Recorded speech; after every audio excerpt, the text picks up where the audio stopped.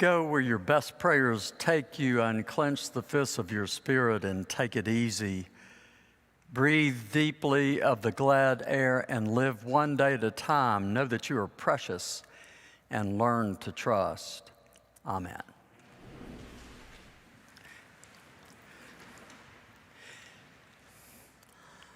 Well, good morning to all of you on this Labor Day weekend. I'm glad to see all of you. We've got a lot of folks traveling and on the road, don't we?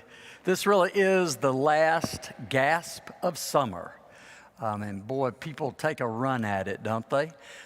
So going to the beach or the lake or the mountains, one more day at the pool, a cookout with friends, or as I will later today, play very bad golf with the almost Reverend Jerry Askew. But whatever way you do this weekend, it is a time to kind of step back. Labor Day. Did you know this holiday actually began with a parade? Did you know that? It was called the Working Men Parade, and it happened 139 years ago in New York City. And it really was a festive day. The working men were dressed up, and they marched from City Hall to an uptown park for lunch, for a picnic with their families. And it was peaceful and fun and joyous. There was a lot of frivolity, a lot of laughter. There were printers, shoemakers, tailors, yes, men who were dressmakers, bricklayers, machine operators, cigar makers, and the list is endless. Every kind of tradesman marching from City Hall to celebrate their jobs and to give thanks for their work and their contributions of their work.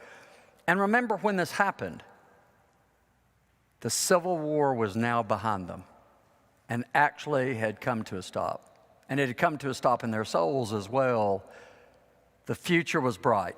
They were at peace. The only serious note of this festive day was that many of the workers were carrying signs asking for better wages and better labor conditions. I really wonder if something like that could happen today.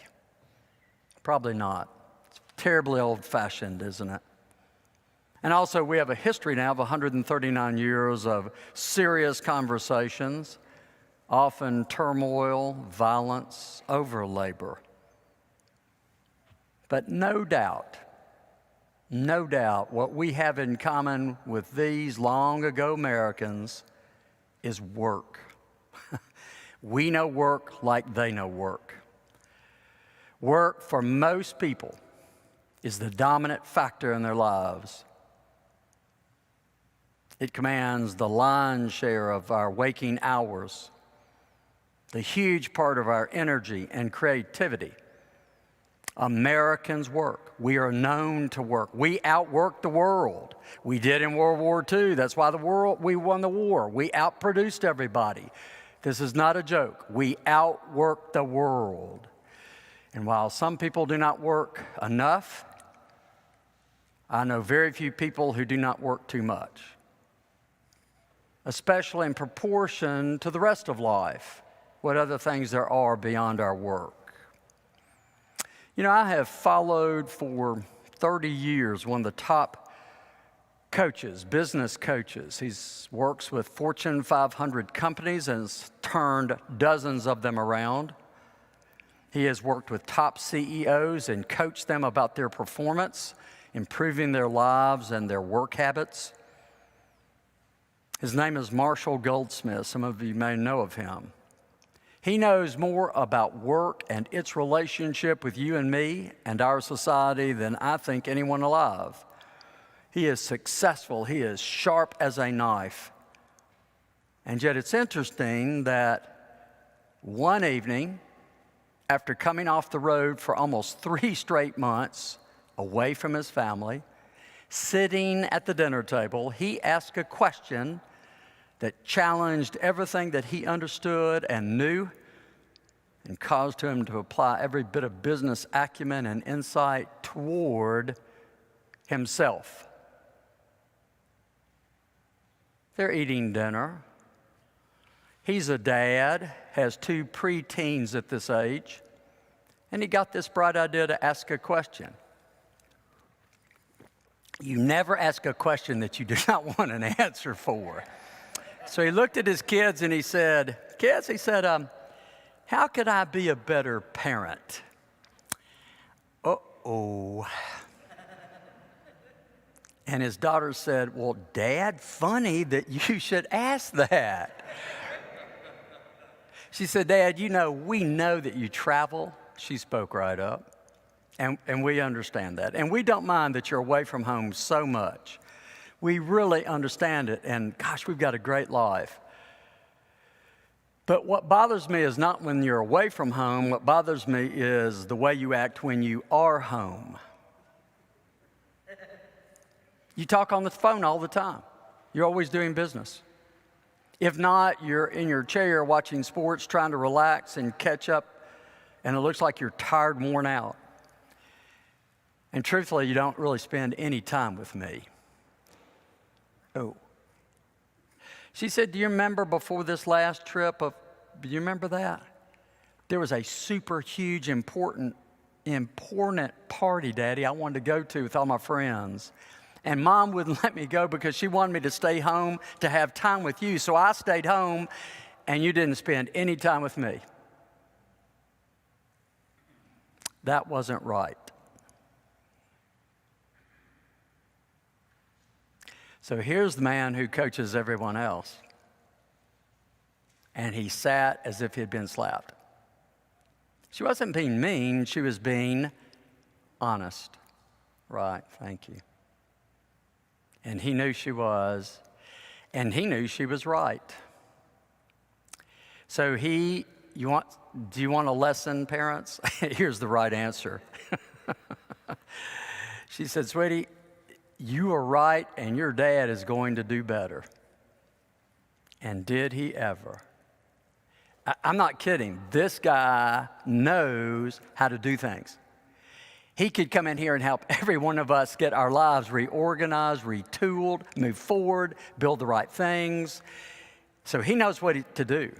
So do you know what he did? This is amazing to me.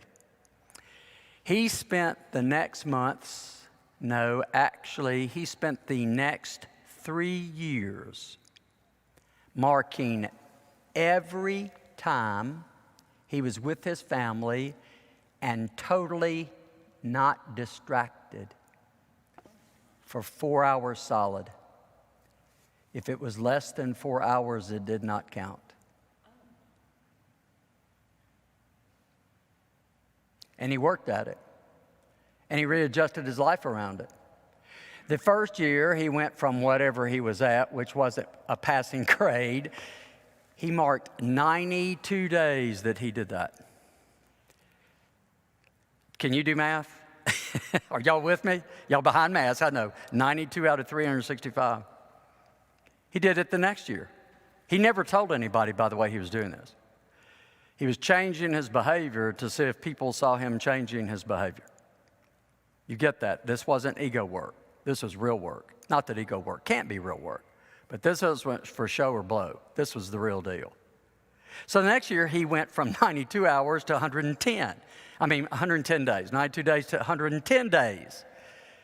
And then the third year, he went to 131 days, and that's when it hit. Well, the preteens were now teens, and one of them said, Dad, at the dinner table, we know what you're doing now. It's enough. we want to go out with our friends. We got it. We got enough family time. I love that part of it, which makes it real. He was an overachiever, but man, did he make more space for the people who matter most. I want to ask you a question. What do you measure? You measure everything. Every day, did you gain an extra pound? Your personal best at lifting weights, running, marathons, times, and 10Ks. You measure what your bonus was.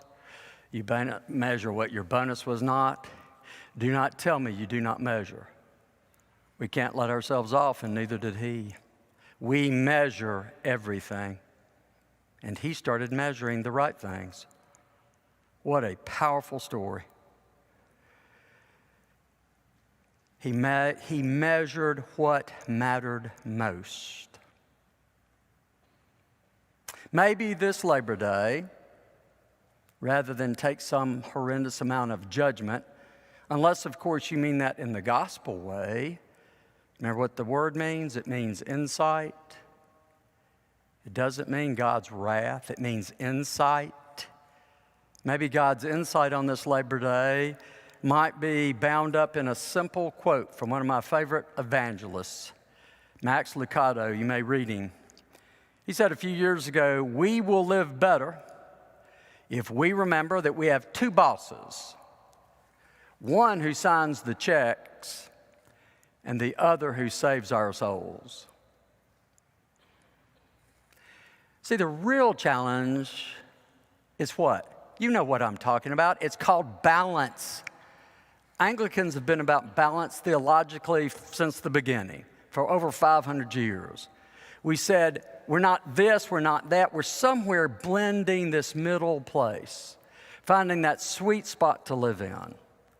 So the real challenge is for all of us to find balance in the midst of our busyness and commitments, because you have them. In the midst of the complexity of all the possibilities and opportunities that modern people have and that your children have. In our society, they're almost endless, are they not? I literally can do something every day and be busy every day, and you can too. I realize that now. I had a day yesterday where I didn't have that. I didn't even know what the day was. I didn't have anywhere to be. It's amazing, except to be home. You see, everybody needs something, no better. They need someone to lean on in the world that we're in, to rely on, someone who can be present in all our struggles and achievements and, yes, our failures. You thought I was going to say God, didn't you? You.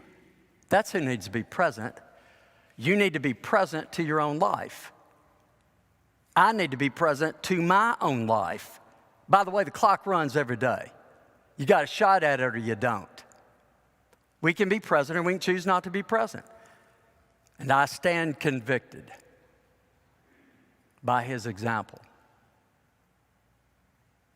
I've spent a lot of time not present. A lot. See, you need to be present to your life. Not the fake one. Everybody can have a fake one. Everybody's got a persona. The real one, the authentic one, the one God made, the one that challenges, is being challenged and turned and spun and remade all the time because God is the person with you doing it. Everybody needs that person. It's you. We need to be present to ourselves. You see, what this is all about is a simple kind of thing, but it's not easy. It's simple but not easy. Can you hear one more thing? It's about centeredness and balance. It's the elixir of life. And this society has little of it. Pay attention on this Labor Day. Centeredness and balance are the really parts that make us spiritually well. When we're spiritually well, everything falls in place. Everything. And I promise you one thing, your work will always be waiting on you. Amen.